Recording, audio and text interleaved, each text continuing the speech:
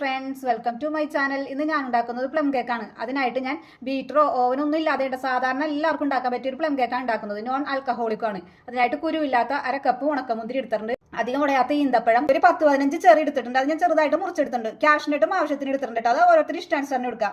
ട്യൂട്ടി fruit ഞാൻ വീട്ടിൽ തന്നെ ഉണ്ടാക്കിയത്. അത് ഞാൻ ഒരു കപ്പ് എടുത്തിട്ടുണ്ട്. കുറച്ചെങ്കിൽ അത് മതി. ഇതിന്റെ വീഡിയോ എന്റെ ചാനലിൽ പോയി കണ്ട് എല്ലാവർക്കും കാണാൻ പറ്റും എങ്ങനെ ട്യൂട്ടി ഫ്രൂട്ട് ഉണ്ടാക്കണേ. നമുക്കിനി മറ്റു ഇൻഗ്രീഡിയൻറ്റ് നോക്കാം. ഞാൻ ഉപയോഗിക്കുന്ന മെഷറിംഗ് കപ്പ് ഇതാണ്ട്. ഈ കപ്പാണ്. ഏതൊരു പാത്രം ഉപയോഗിക്കണം ആ പാത്രത്തിൽ തന്നെ ഉണ്ട് മറ്റു സാധനങ്ങൾ നമുക്ക് അളന്നെടുക്കാണ്ട്. ഞാൻ ഈ കപ്പിൽ 1 കപ്പ് പഞ്ചസാര എടുത്തിട്ടുണ്ട്. നിങ്ങൾക്കൊക്കെ എടുത്താൽ മതി കേട്ടോ. ഈ കപ്പിന്റെ 1/2 കപ്പ് പഞ്ചസാര നമുക്ക് കാരമലൈസ് ചെയ്യും. 1/2 കപ്പ് നമുക്ക് പൊടിച്ചെടുക്കാം. ഞാൻ 1/2 കപ്പ് പഞ്ചസാര ഇട്ടിട്ടുണ്ട്. നമുക്ക് അത് കാരമലൈസ് ചെയ്തെടുക്കാം. പഞ്ചസാര ബ്രൗൺ നിറമായിട്ടുണ്ട്. നമുക്ക് തീ കുറച്ചിടാട്ടോ.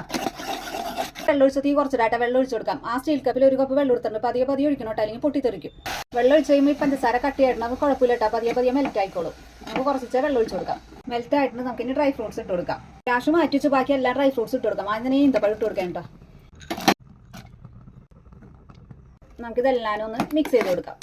ഇതിനകത്ത് നല്ലോണം ഒന്ന് സോക്കാവട്ടെ. അടുപ്പത്തിനടുത്ത് മാറ്റിയിട്ടുണ്ട് കേട്ടോ. ചെറുതായിട്ടൊന്ന് കുറുകാൻ പാടില്ല, ഓവർ കുറുകാൻ പാടില്ല, അല്ലെങ്കിൽ കട്ട് ചെയ്ത് ചൂടാറാനുള്ളതാണ്. ചെറുതായിട്ട് ലൂസായിട്ട് ഇരിക്കാനുള്ളതാണ് ഇത്. ചൂടാറിനേക്ക് മുമ്പ് ഇട്ട് കൊടുക്കണ്ട. ഒരു നുള്ളു ഗ്രാമ്പൂവിൻ്റെ പൊടിയാണിത്. ഇതൊന്ന് മിക്സ് ചെയ്ത് കൊടുക്കാം. ഇതൊന്ന് ചൂടാറട്ടെ. ഇനി ഡ്രൈ ഫ്രൂട്ട്സ് ചൂടാറുന്ന നേരം കൊണ്ട് നമുക്ക് മറ്റേ ഇൻഗ്രീഡിയൻറ്റ് അളന്നെടുക്കാം. ഞാൻ ഈ മെഷറിംഗ് കപ്പിൽ 1 കപ്പ് മൈദ എടുത്തിട്ടുണ്ട്. കറക്റ്റ് അളവായിരിക്കണം കേട്ടോ, വടിച്ചെടുക്കണം. 1 teaspoon baking powder, 1/4 teaspoon baking soda, ഒരു നുള്ളു ഉപ്പ്. നമുക്കിതെല്ലാം ഒന്ന് മിക്സ് ചെയ്യാം. നമുക്കിത് 2-3 പ്രാവശ്യം അരിച്ചെടുക്കാം. നിർബന്ധം അരിച്ചെടുക്കണം. എന്തായാലും നിർബന്ധമായിട്ട് നമുക്ക് 2-3 പ്രാവശ്യം അരിച്ചെടുക്കാം. ഞാൻ 3 പ്രാവശ്യം അരിച്ചെടുത്തിട്ടുണ്ട് കേട്ടോ. അത് നിർബന്ധമായിട്ടുള്ള കാര്യമാണ് അരിച്ചെടുക്കണം എന്നുള്ളത്. ഇതിൽ നിന്ന് 1 സ്പൂൺ പൊടി എടുത്ത് ഞാൻ മാറ്റി വെച്ചിരിക്കുന്ന ക്യാഷിലേക്ക് ഇട്ടൊന്ന് മിക്സ് ചെയ്ത് മാറ്റി വെക്കുന്നുണ്ട് കേട്ടോ.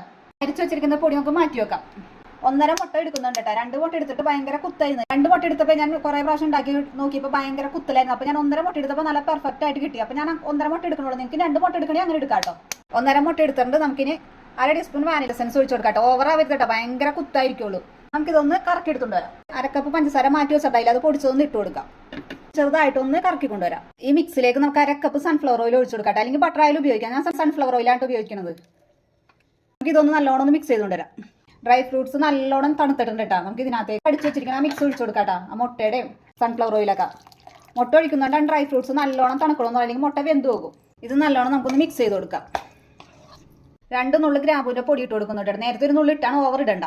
നേരത്തെ മാറ്റി വെച്ചിരിക്കുന്ന ആ കാഷ്നട്ടിൻ്റെ മിക്സ് ഇട്ട് കൊടുക്കാം. ഇനി നമുക്കൊന്ന് മിക്സ് ചെയ്ത് കൊടുക്കാം. ഓവറായിട്ട് മിക്സ് ചെയ്യരുത് കേട്ടോ. ഒരു സ്പാച്ചിലോ ഒരു വിസ്ക എന്തെങ്കിലും വെച്ച് ഒന്ന് പതിയെ ഒന്ന് ഫോൾഡ് ചെയ്ത് കൊടുത്താൽ മതി. അരിച്ചു വെച്ചിരിക്കുന്ന പൊടി കുറച്ച് ഇട്ട് കൊടുക്കാം. കുറച്ചിട്ട് നമുക്ക് മിക്സ് ചെയ്തെടുക്കാം കേട്ടോ. 3 പ്രാവശ്യമായിട്ട് നമുക്ക് പൊടി ഇട്ട് കൊടുക്കാം. ഞാൻ 3 പ്രാവശ്യമായിട്ട് ഇട്ട് ഞാൻ ചെറുതായിട്ടൊന്ന് ഇളക്കാൻ പാടുള്ളൂ കേട്ടോ. ചെറുതായിട്ടൊന്ന് മിക്സ് ചെയ്തെടുത്തിട്ടുണ്ട്. ഒരു 1/4 ടീസ്പൂൺ ഓറഞ്ചിൻ്റെ സസ്റ്റ് എടുത്തിട്ടുണ്ട്. ഞാൻ ഓറഞ്ച് ഒന്ന് ഉരച്ചെടുത്താൽ കേട്ടോ. വെള്ളഭാഗം അവർക്ക് കഴിക്കും, അല്ലെങ്കിൽ കടയിൽ നിന്ന് മേടിക്കാം. നമുക്കിതൊന്ന് പതിയെ ഒന്ന് മിക്സ് ചെയ്ത് കൊടുക്കാം. എല്ലായിടത്തും എത്തക്ക വിധത്തിൽ ഞാനൊരു പാത്രത്തിൽ ബട്ടർ പേപ്പർ വെട്ടി വെച്ചിട്ടുണ്ട് കേട്ടോ. ബട്ടർ പേപ്പർ ഇല്ലെങ്കിൽ ഇത്തിരി ബട്ടർ തേച്ചുകൊണ്ട് ഇത്തിരി മൈദപ്പൊടി ഒന്ന് തടവി കൊടുത്താൽ മതി കേട്ടോ. കേക്കിൻ്റെ മോൾഡ് ഉണ്ടെങ്കിൽ അതിനകത്ത് ഒഴിച്ചാലും മതി. ഈ ബാറ്ററിനകത്തേക്ക് ഒഴിച്ചു കൊടുക്കാം. കേക്കിൻ്റെ ഇത്തിരി വലിയ പാത്രം എടുക്കണം കേട്ടോ, കാരണം ഇത് കുറച്ച് വെന്ത് കഴിയുമ്പോൾ പൊങ്ങി വരും. അപ്പം പൊക്കമുള്ള പാത്രം എടുക്കണം. ഒരേ ലെവലിൽ ബാറ്റർ ഒഴിക്കരുത്. നമുക്കിതൊന്ന് തട്ടിക്കൊടുക്കാം. ഒന്ന് തട്ടിക്കൊടുത്തിട്ടുണ്ട്. നമുക്കിനി അതിൻ്റെ മുകളിലേക്ക് ചെറിയ ക്യാഷ്നട്ടൊക്കെ എന്തെങ്കിലും ഇട്ട് കൊടുക്കാം. ഇല്ലെങ്കിലും കുഴപ്പമില്ല, ഞാനിപ്പോൾ ഉള്ളതുകൊണ്ട് ഇട്ട് കൊടുക്കുന്നത് കേട്ടോ. കേക്ക് ചെറുതായിട്ടൊന്ന് ഡെക്കറേറ്റ് ചെയ്ത് കൊടുത്തിട്ടുണ്ട്. അപ്പോൾ ഇതൊന്നും ഇല്ലെങ്കിലും കുഴപ്പമില്ല, കേക്ക് നല്ല ടേസ്റ്റ് തന്നെയുണ്ട്. ഇത്രയും ഡ്രൈ ഫ്രൂട്ട്സ് ഇല്ലെന്ന് വെച്ചാൽ കുഴപ്പമൊന്നുമില്ല. കേക്ക് ഉണ്ടാക്കിയിട്ട് ഉണക്കമുന്തിരി ക്യാഷ്നട്ടിന് അത് മാത്രം മതി. എന്നാലും നല്ല ടേസ്റ്റ് ഉണ്ട് ഈ കേക്ക് ഉണ്ടാക്കി. ഞാൻ വർഷങ്ങളായിട്ട് ഉണ്ടാക്കുന്നതാണ്. ഞാൻ 10 മിനിറ്റ് ഒരു പാത്രം പ്രീ ഹീറ്റ് ചെയ്ത് വെച്ചിട്ടുണ്ട് കേട്ടോ, ഒരു മീഡിയം ഫ്ലെയിമിലിട്ട്. നമുക്കിനി 45 മിനിറ്റ് ചെറിയൊരു പാത്രം എൻ്റെ അടിയിൽ വെക്കണം കേട്ടോ, നേരിട്ട് വെക്കരുത്. നമുക്കിനി 45 മിനിറ്റ് ഇത് വെക്കാം. ചെറുതിയിലിട്ട് വെക്കണം കേട്ടോ. ഇത് നമുക്കൊന്ന് മൂടിക്കൊടുക്കാം. 45 മിനിറ്റ് ആയിട്ടുണ്ട്. നമുക്കൊന്ന് തുറന്ന് നോക്കാം.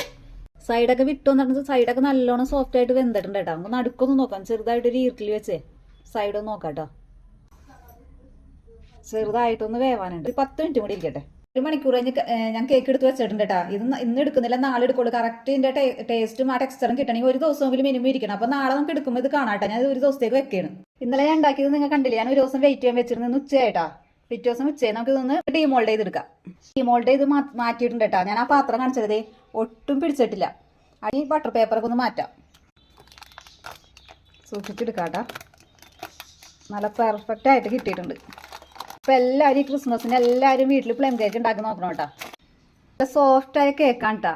ഈ വർഷത്തെ ആദ്യത്തെ ക്രിസ്മസ് കേക്ക് മുറിക്കാം.